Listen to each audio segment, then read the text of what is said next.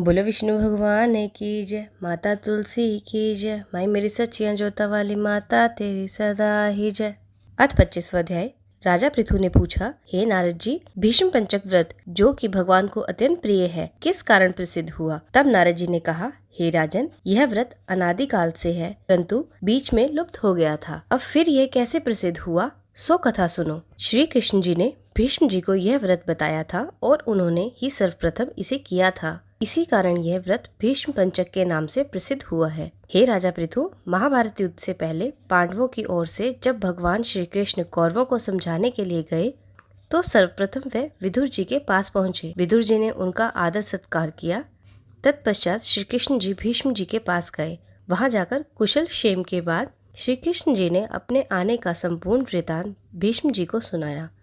तब भीष्म जी कहने लगे, भगवान, तीनों लोगों के स्वामी होते हुए भी आप केवल पांडवों की ओर से दूत बनकर क्यों आए हैं, तथा पांडवों के प्रति इतना प्रेम होने का क्या कारण है? तीनों लोग आपके वश में हैं, अथवा उनके पास ऐसा क्या वशीकरण है जिसके कारण आप उनके वश में हो गए हैं?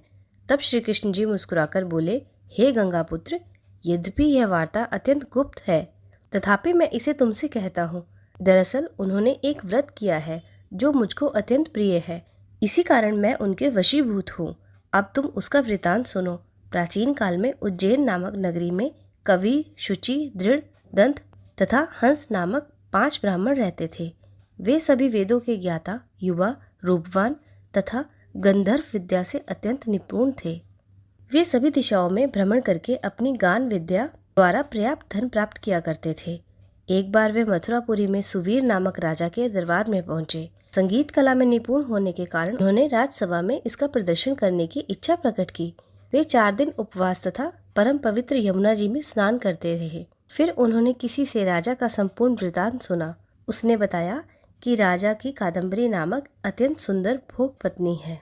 वह संगीत विद्या में निपुण, मधुर कंठी, नृत्य में अत्यंत प्रवीण, रूप लावण्य तथा यौवन में अद्वितीय है। वह प्रतिदिन राजा के सम्मुख एकांत में नृत्य तथा गायन करती है।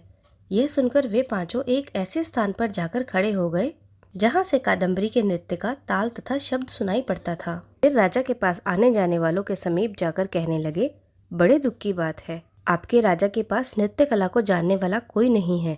वीणा में तार बराबर नहीं है, 2 तार ढीले हैं तथा बाजे पर नृत्य भी शुद्ध नहीं है। यह बात किसी ने राजा को जाकर कह दी। राजा ने जहाँ पर कादम्बरी का नृत्य हो रहा था उन 5 को बुलाया। वहां पहुंचकर उन्होंने राजा को आशीर्वाद दिया और बैठ गए। कादम्बरी ने उनको संगीत विद्या में अति निपुण जानकर विशेष नृत्य किया। जब उसने चक्र में ताल दिया तो उन ब्राह्मणों ने उसको रोक दिया। उसने चक्र छोड़ योग ताल दिया, मगर चक्र खंडित नहीं किया। कादम्बरी के इस गुण और रूप माधुरी को देखकर 5 उस पर मोहित हो गए। कादम्बरी भी उन 5 को देखकर मोहित हो गई। उसने रात्रि के समय गुप्त रूप से अपनी एक सहेली के हाथ उन 5 पर यह संदेश भेजा कि तुम में से एक प्रतिदिन नगरी से उत्तर की ओर यमुना नदी के तट के समीप लताओं से घिरा निर्जन अनंत नामक तीर्थ है। वहां पर मेरे पास आकर अपनी अपनी विद्या तथा गुण का प्रदर्शन करो। उस समय मैं भी अपनी वीणा तथा राग का कौशल दिखाऊंगी। भगवान कहते हैं, हे भीष्म जी, एक ब्रह्मचारी जो मेरा भक्त था, दुष्ट संगति से बचने के लिए गांव से अत्यंत दूर रहता था। उन दिनों वह भीष्म पंचक व्रत करके देवालय में मेरा पूजन किया करता था। एकादशी के दिन उन संगीतज्ञ ब्राह्मणों में से एक कवि नाम का ब्राह्मण भी उस देवालय में आया। कादम्बरी भी वहां पर पहुंच गई। वहां मेरे भक्त ने जिस प्रकार पूजन किया, कवि नामक ब्राह्मण ने भी वैसा ही किया। उसके बाद वीणा लेकर गायन प्रारंभ किया। मेरा भक्त क्योंकि अपने मन पर विजय पा चुका था, इस कारण गायन सुनकर उसे क्रोध नहीं आया। कादम्बरी और कवि समस्त रात्रि गायन नृत्य करते रहे। प्रातःकाल मुनि को गोबर का आचमन करते देख कवि ने भी वैसा ही किया। इसके बाद कादम्बरी अपने महल में चली गई। मुनि की संगति के कारण कवि के समस्त पाप दूर हो गए। अतः द्वादशी के दिन वह अपना समस्त द्रव्य दान करके विरक्त हो गया। दूसरे दिन शुचि आया। उसने भी रात्रि भर कादम्बरी के साथ नृत्य गायन किया और मुनि की भांति पूजन करके गोमूत्र का आचमन किया। प्रातःकाल होते ही वह भी अपना द्रव्यादि दान करके विरक्त हो गया। उसने निश्चय किया कि जिस प्रकार कादम्बरी के नृत्य गायन व रूप को देखकर मुनि का मन चलायमान नहीं हुआ, उसी प्रकार मुझे भी अपने मन को वश में करना चाहिए। तीसरे दिन त्रयोदशी को दृढ़ नाम वाला ब्राह्मण कादम्बरी से मिलने आया और समस्त रात्रि नृत्य व गायन करने के बाद मुनि की ही भांति उसने भी गोदुग्ध का आचमन किया और फिर विरक्त होकर चला गया। चतुर्दशी के दिन वहाँ पर दंत नाम वाला ब्राह्मण आया और पूर्ववर्ती बंधुओं के समान कादम्बरी के साथ रात्रि नृत्य गायन करके मुनि से बचे घी का पान करके मन शुद्ध हो जाने के कारण विरक्त हो गया। सबसे अंत में अर्थात पूर्णिमा को हंस नामक ब्राह्मण ने आकर मुनि को प्रणाम किया और यमुना में स्नान करके आंवले के वृक्ष के नीचे श्राद्ध कर्म किया। भगवान कहते हैं, हे भीष्म जी, कार्तिक मास में हमारा पूजन व दान पुण्य करने से करोड़ों यज्ञों के समान फल प्राप्त होता है। अतएव हंस नामक वह ब्राह्मण सत्संग, पूजन तथा मुनि के बचे दही का पान करके विरक्त हो गया और अपना समस्त धन आदि दान देकर तीर्थ यात्रा को चला गया। उधर राजा ने नृत्यपति रात्रि में कादम्बरी के मंदिर जाने का समाचार पाकर उसे महल में बंद कर दिया, जिससे वह मंदिर न जा सकी। कार्तिक मास में हमारे सामने नृत्य गायन करने के कारण वही कादम्बरी अगले जन्म में द्रौपदी हुई तथा हंस नाम वाला ब्राह्मण आंवले के वृक्ष के नीचे श्राद्ध आदि करने से युधिष्ठिर हुआ। एकादशी के दिन जागरण करने के कारण कवि अर्जुन, शुचि सहदेव, दंत नकुल तथा दृढ़ नाम वाला ब्राह्मण पराक्रमी भीम हुआ। हे भीष्म जी, वस्तुतः इसी व्रत के कारण ही मैं पांडवों के वशीभूत हूँ। तुम्हारे द्वारा प्रारंभ किए जाने के कारण अब यह व्रत भीष्म पंचक व्रत के नाम से लोक में प्रसिद्ध होगा। इस व्रत की समाप्ति पर ब्राह्मणों को भोजन तथा यथाशक्ति दान दक्षिणा देनी चाहिए। इति 25वां अध्याय संपूर्ण। बोलो विष्णु भगवान की जय। श्रीमन नारायण नारायण नारायण, भजमन नारायण नारायण नारायण, लक्ष्मी नारायण नारायण नारायण, जय जय नारायण नारायण नारायण।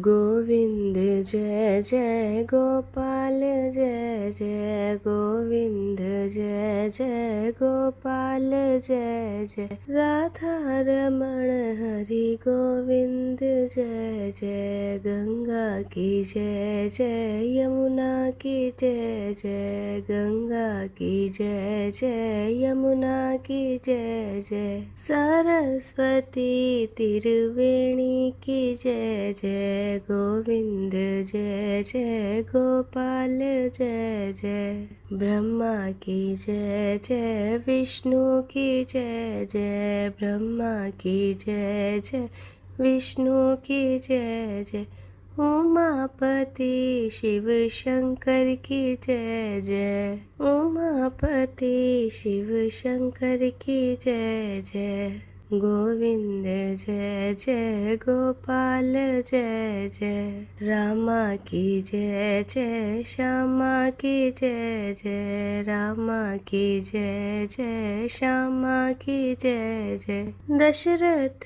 नंदन चारों भाइयों की जय जय, दशरथ नंदन चारों भाइयों की जय जय, गोविंद जय जय गोपाल, जय जय गोविंद जय जय गोपाल, जय जय राधा रमण हरि गोविंद, जय जय। तुलसा जी की आरती। तुलसा महारानी नमो नमो, हर की पटरानी नमो नमो, तुलसा महारानी नमो नमो, हर की पटरानी नमो नमो। कब मेरी तुलसा जन्म लिया, कब हुई पटरानी नमो नमो, तुलसा महारानी नमो नमो।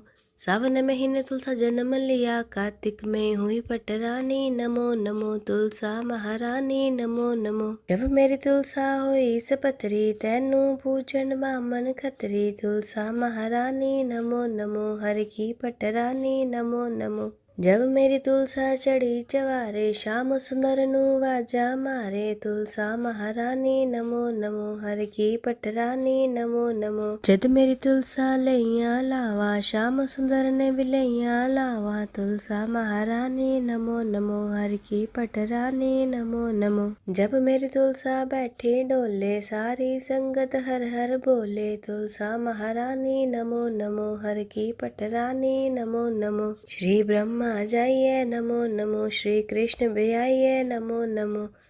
बोलो तुलसी माता की जय, बोलो विष्णु भगवान की जय।